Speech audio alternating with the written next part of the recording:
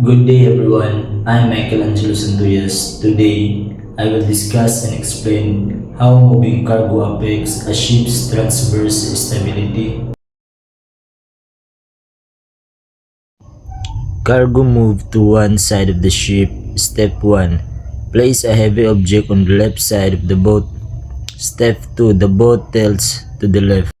When cargo is moved higher, the center of gravity rises and the ship becomes less stable. A ship is most stable when its center of gravity is low and in the middle. If the cargo moves up or sideways, the ship loses strength to return up. To keep a ship safe, heavy cargo should be placed low and centered. Because of this, proper cargo handling is very important. Cargo should be kept low and centered whenever possible.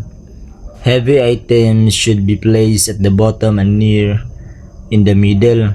By keeping the center of gravity low and not allowing it to shift far sideways, the ship maintains strong transverse stability and remains safe to operate. So, moving cargo affects transverse stability by changing the ship's center of gravity. Keeping cargo low and centered helps the ship stay balanced.